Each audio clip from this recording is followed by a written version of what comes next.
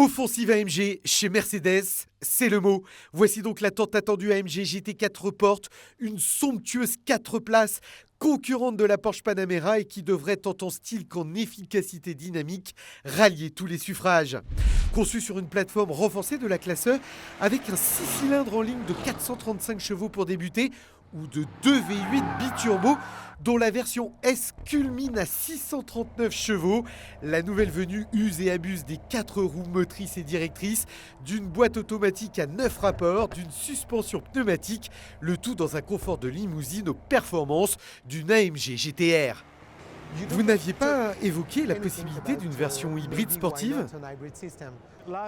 L'année dernière, avec l'AMG GT Concept, nous avions une version hybride rechargeable que nous avions appelée hybride performance. Et je vous avais dit à l'époque que les proportions du concept seraient les mêmes que celles de la voiture de série, et ce sont les mêmes.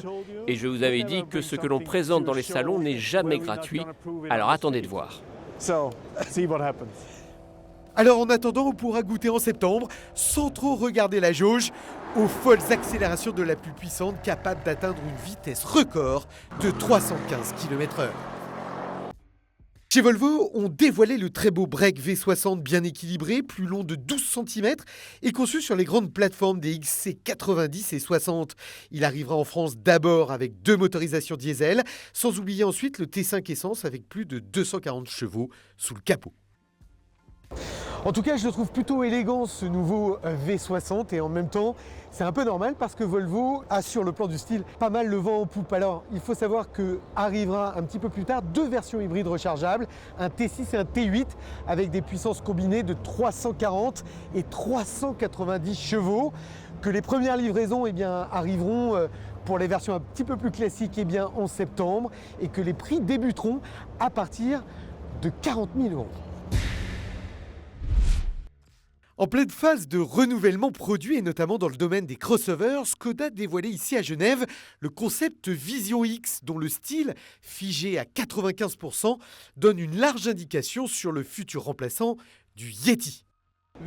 Ce sera notre 3e SUV, mais nous avons commencé notre stratégie de commercialisation des SUV sans doute un peu tard. Le marché est extrêmement dynamique, notamment en Europe et en Chine. Alors il fallait que nous apportions une nouveauté technologique et ce concept ici apporte une nouvelle innovation sur les moteurs. On a combiné un moteur thermique essence et un moteur fonctionnant au gaz naturel et ces 2 systèmes nous permettent à eux seuls de réduire nos émissions de CO2 de 20%. Mais nous avons en plus associé 2 moteurs électriques qui nous permettent d'avoir une version hybride. Ce concept sera produit l'année prochaine, mais son nom reste pour l'instant secret. Les gens ne révèlent jamais le nom de leur bébé avant la naissance.